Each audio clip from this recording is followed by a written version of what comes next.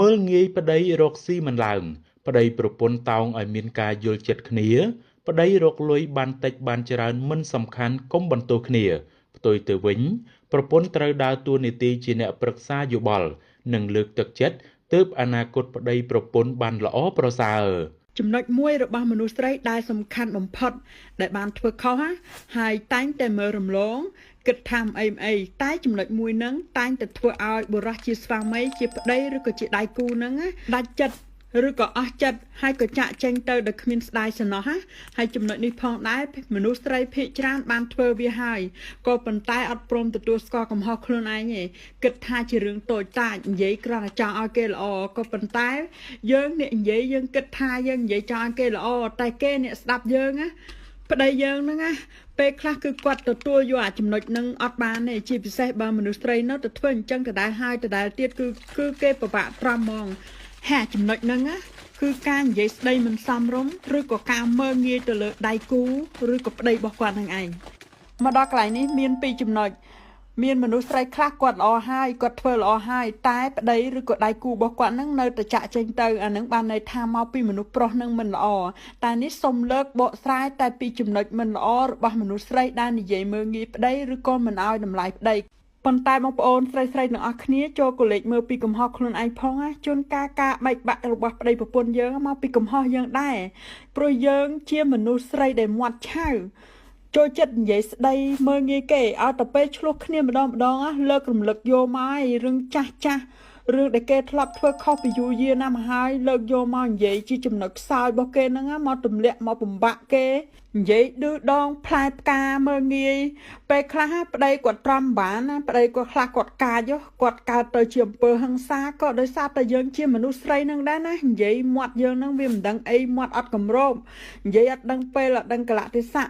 ហើយយើងទៅចង់ឈ្នះចាញ់ប្តីប្រពន្ធយើងធ្វើអីបើដឹងតែគាត់ខុសហើយក៏និយាយកែប្រែគ្នាទៅបើឃើញគាត់ស្ងៀមស្ងាត់ហើយក៏សម្របសម្រួលតាមគាត់ខ្លះមានអញ្ចឹងណាមនុស្សស្រីខ្លះបើថាឃើញប្តីស្លូតហ្នឹងគឺថាខំជន់បន្ថែម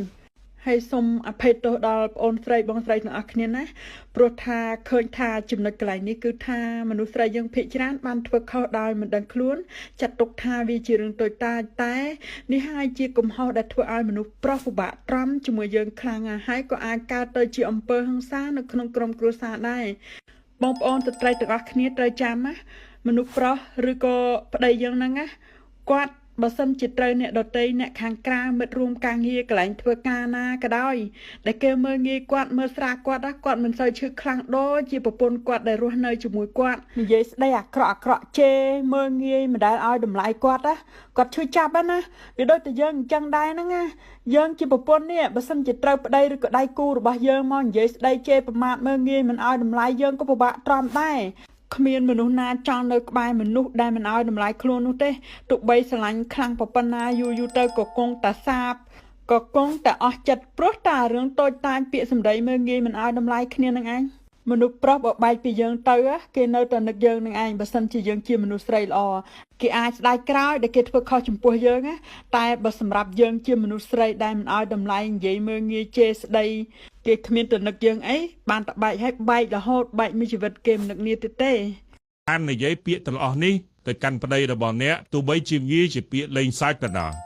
1មកមិនមែនជាមនុស្សប្រុសទេពាក្យបែបនេះមិនបានប្រកួតប្រជែងគាត់នោះទេទុយទៅវិញវាបំផ្លាញអត្តសញ្ញាណរបស់គាត់ពាក្យនេះបានវាប្រហារចំណុចស្នូលរបស់បរិសហើយគាត់នឹងចងចាំវាទោះបីជាអ្នកភ្លេចក៏ដោយ2ខ្ញុំមិនគួររៀបការជាមួយបងសោះមិនថាអ្នកនិយាយនៅពេលដែលអ្នកឆ្លោះគ្នាឬនិយាយលេងសើចក៏ដោយពាក្យនេះបានបាននៃការសង្ស័យនៅក្នុងអាពាហ៍ពិពាហ៍របស់អ្នក3ហេតុអ្វីបានមកមិនដូចជាប្តីរបស់គេនេះគឺជាការប្រៀបធៀបហើយការប្រៀបធៀបសម្លាប់នៅទំនុកចិត្តអ្នកមិនបានជំរុញគាត់ឲ្យប្រសើរឡើងនោះទេទុយទៅវិញអ្នកបានរញគាត់ទម្លាក់ជ្រោះព្រោះអ្នកកំពុងប្រាប់គាត់ថាមុំមិនល្អគ្រប់គ្រាន់ឡើយ4បងឯងដូចឪពុករបស់បងឯងចឹងប្រសិនបើប្តីរបស់អ្នកមានទំ នាក់ទំនមមិនល្អជាមួយលោកឪពុករបស់គាត់ប្រយោគនេះកាត់ជ្រៅឈាមតាំងតោនៅផ្ទះបាយរបស់អ្នកទៅទៀតសូម្បីតែពាក្យនិយាយលេងរបស់អ្នកក៏អាចធ្វើឲ្យគាត់ឈឺចាប់បើស្ងៀមស្ងាត់ដែរដូច្នេះ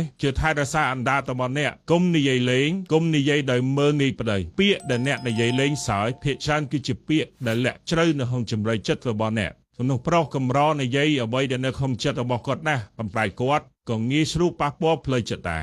ពាក្យបែបនេះមិនបានប្រកួតប្រជែងគាត់នោះទេទុយទៅវិញវាបំផ្លាញអត្តសញ្ញាណរបស់គាត់ពាក្យនេះបានវាប្រហារចំណុចស្នូលរបស់បរិះហើយគាត់នឹងចងចាំវាទោះបីជាអ្នកភ្លេចក៏ដោយ2ខ្ញុំមិនគួររៀបការជាមួយបងសោះមិនថាអ្នកនិយាយនៅពេលដែលអ្នកឆ្លោះគ្នាឬនិយាយលេងសើចក៏ដោយពាក្យនេះបានដាំនៃការសង្ស័យនៅក្នុងអាពាហ៍ពិពាហ៍របស់អ្នក3ហេតុអ្វីបានមកមិនដូចជាប្តីរបស់គេនេះគឺជាការប្រៀបធៀបហើយការប្រៀបធៀបសម្លាប់នៅទំនុកចិត្តអ្នកមិនបានជំរុញគាត់ឲ្យប្រសើរឡើងនោះទេទុយទៅវិញអ្នកបានរញគាត់ទម្លាក់ជ្រោះព្រោះអ្នកកំពុងប្រាប់គាត់ថាមកមិនល្អគ្រប់គ្រាន់ឡើយ4បងឯងដូចឪពុករបស់បងឯងចឹងប្រសិនបើប្តីរបស់អ្នកមានទំនមមិនល្អជាមួយលោកឪពុករបស់គាត់ប្រយោគនេះកាត់ជ្រៅឈាមតាំងតោនៅផ្ទះបាយរបស់អ្នកទៅទៀតសូម្បីតែពាក្យនិយាយលេងរបស់អ្នកក៏អាចធ្វើឲ្យគាត់ឈឺចាប់បើស្ងៀមស្ងាត់ដែរដូច្នេះជាថែរក្សាអណ្ដាតរបស់អ្នកកុំនិយាយលេង